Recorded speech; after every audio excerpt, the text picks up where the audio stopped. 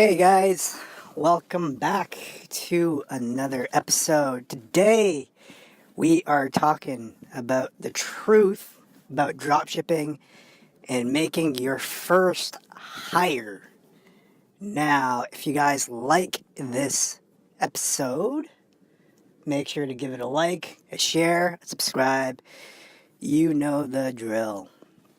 So, one of the things that happens in business is that as things start going well, aka you start making sales, eventually you reach a capacity where you can't handle everything that's going on.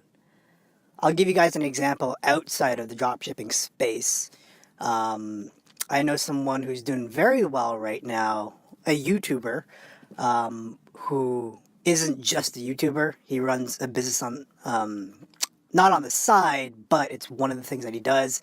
He runs a retargeting ad agency, social media marketing agency, and he's also got info products going as well, aka courses and programs. So, one of the things that I heard him doing was talking to Facebook reps on the phone and getting his ad account back. Now, there's nothing wrong with doing that necessarily. Someone's got to do it. But in his position where he's pocketing 50, 60, 70K per month profit from his business, there's no reason why he should be the guy doing operations work on the phone with Facebook, unless he's the only guy with the credit card or the bank account or whatever it is. But even at that, with those things, he should have someone taking over this stuff. So that's the point that I'm trying to make here, is that when it comes to your first hire, it should really be an everything person. So someone who can take over pretty much everything that you don't need to be working on. And the reason for that is because if you've been doing everything so far, you don't have enough structure to hire any specific people. Unless, you're in a service business and you're hiring someone else to provide the service. Cool. But for dropshippers and in general, following the advice of Dan Sullivan, who runs the 10X Multiplier podcast, is really, really a good move, where he advises you to hire a project manager to start. And Ezra Firestone, who runs Smart Marketer,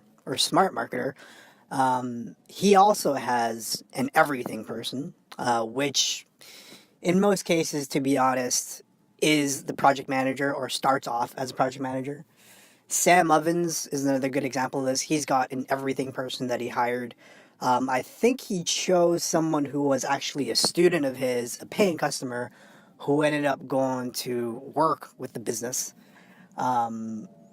So that should really be your first hire, is an everything person to basically take over doing everything that needs to be done, but you no longer should be doing if you want to create a bigger business, if you want to make more money, and if you want to create more opportunity for other people to work with you. So that's one of the things that's important to keep in mind, because for some people, they feel guilty having other people do what seems to be work that's not attractive. Some people may feel bad about putting that on others and feeling sorry for them. But the reality is, you're creating an opportunity to put food on the table, right? It's someone else's way to make a living. So it's actually a really great thing for you to shovel as much as you can off your plate onto someone else's, so that they've got a means to provide value to the market. So anyway, when you're ready for your first hire, I would strongly consider hiring not a specific person as far as a specific specialty, but an everything person who can take over and do pretty much anything in the business that's needed, from customer support to fulfilling orders to running ads to writing copy to coordinating with freelancers to hiring. You want them to do as much as they can of what you don't want to be doing, because when you're at that stage of business, you're probably still trying to figure out how to bring in more sales, and you need to focus on that. So, hope you guys enjoyed this. If you did, make sure to like, comment, subscribe, do the usual, and we'll see you on the next one. Peace!